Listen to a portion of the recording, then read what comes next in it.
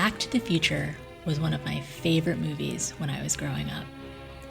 And as I thought about this season, I wondered if I could go back in time to 2001, back to my college graduation, what would I tell my younger self?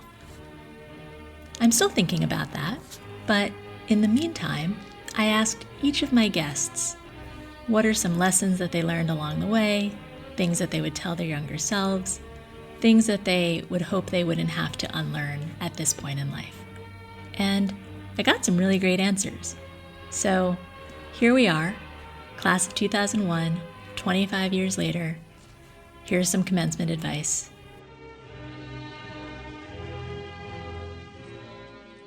I would encourage myself to do what I ended up doing. So keep doing the exploration, check due diligence on all the professions and grad schools. And I think I did a good job because I didn't listen to people who on paper should have been people I listened to.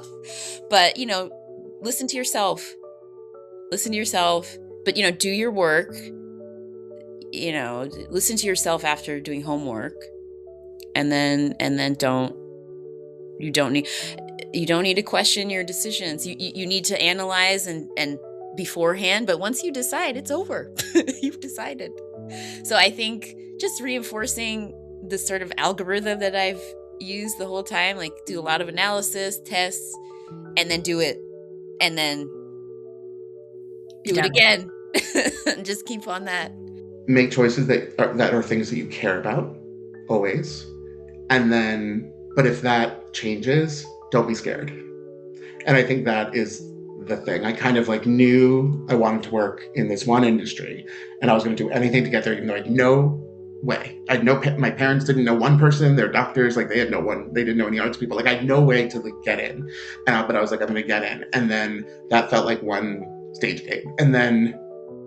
But then when that started to, my love for it started to fade, that was probably the scariest point in my life. And I wish that I had been a little bit more confident in terms of that next choice as I was the first time. But now I think I'm ready for change anytime. I'm not as scared of it because we can survive it.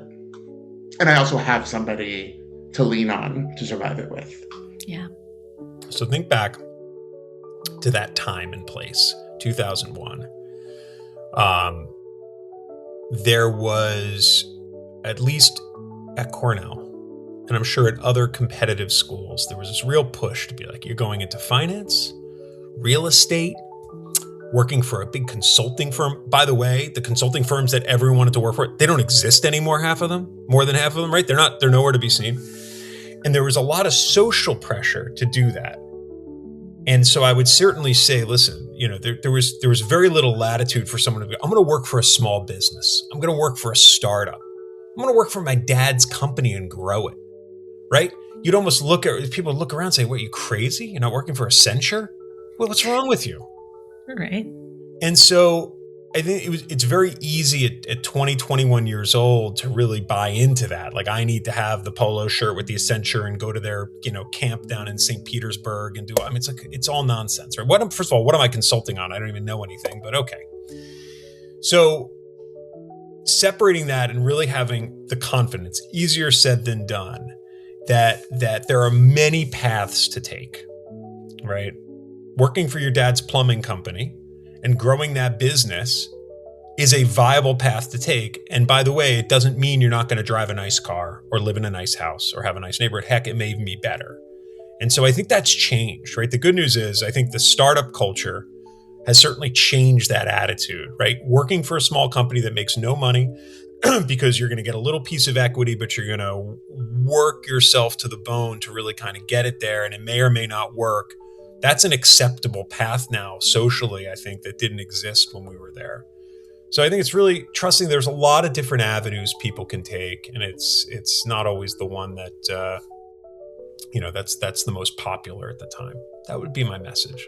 I do feel again, as just from being a younger sister, you sort of just assume, right, there's things that you're not going to do, but then there's things that you just have to do because that's what, so I don't know. I feel if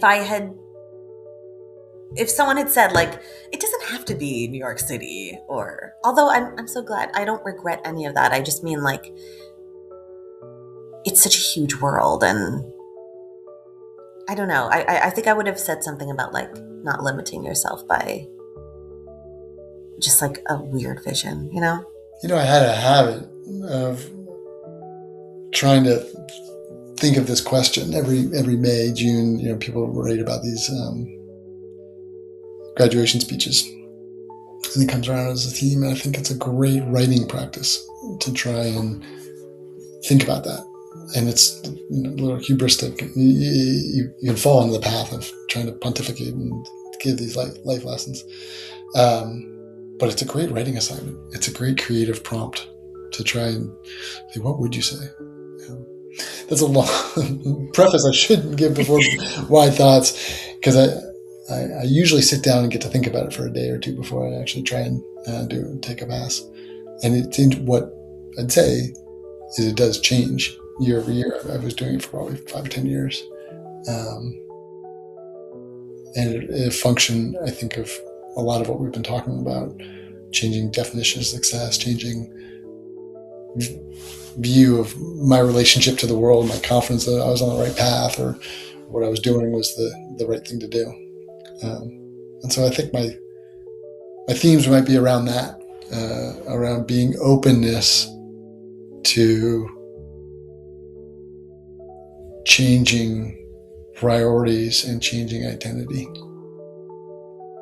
Hold fast to what makes you, but recognize you're going to be open to many versions of that over time. And so give yourself grace and understanding as those evolve, and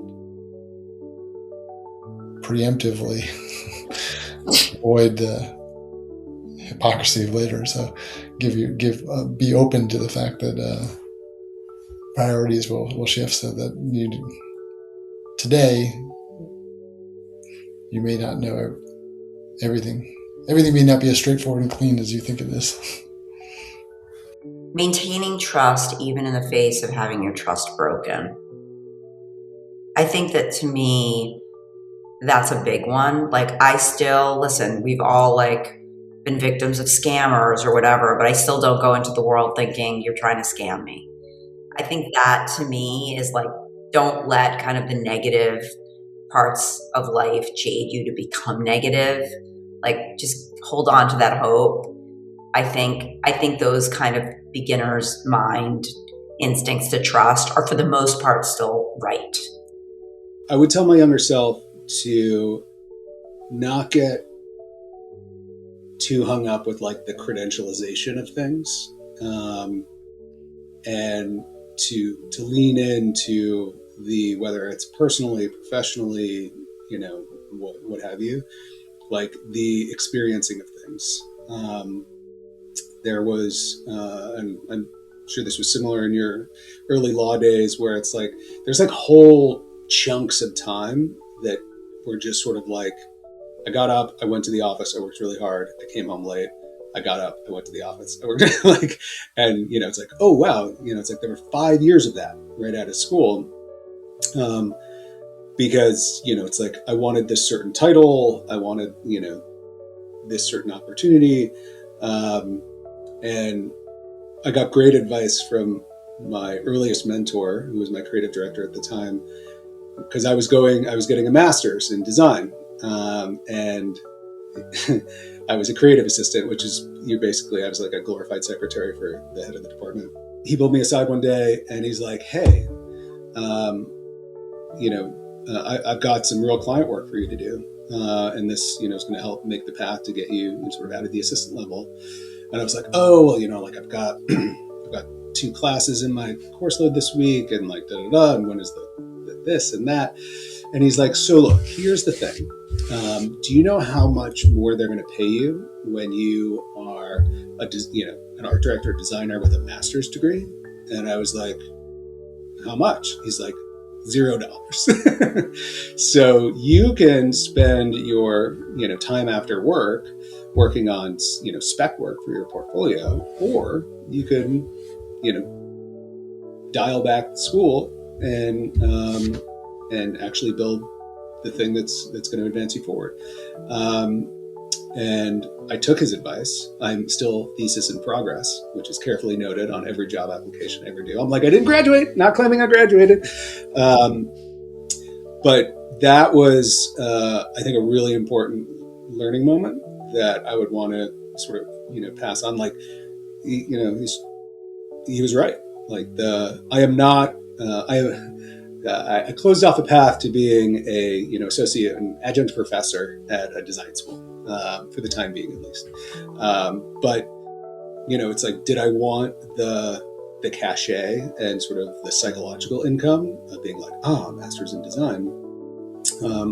Or did I want to, advance the doing? And to my parents' chagrin, I opted for the latter. They've gotten over it, but yeah, there were a lot of moments in my life where I was like, oh, this will look really, this tells my CV narrative really nicely, and it's like, were they all great investments in life and time? No, they weren't. Like, some of them were good, but like, no. So yeah, it's like, you can't, as you might have guessed, my general life philosophy is, it's like, regret the things you did, not the things you wish you had done. It's just like, lean into the doing. Like, nothing bugs me more than like, oh, I wish I had done that, versus like, oh, I did that and I fucked it up. But like, if I'd done it this way, because even in there, I'm seeing, where the pivot comes in, but it's like the regretting not doing something or not trying something, like, oh, that makes my blood boil. So yeah, do the doing is the t-shirt that will be available for sale at aerotucker.com now.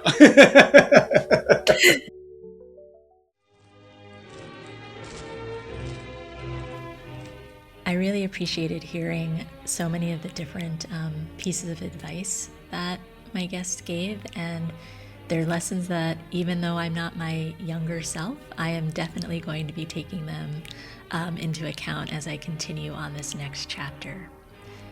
And I had some time to think, and I'd like to offer my advice to my younger self. I would say, be patient, be kind, be you. Off we go, on to the next. If you've enjoyed hearing this advice, or you've enjoyed hearing these guests throughout the season, please do subscribe, follow, share with others so that we can spread these lessons learned with more folks who need to hear them. Thanks so much. Bye.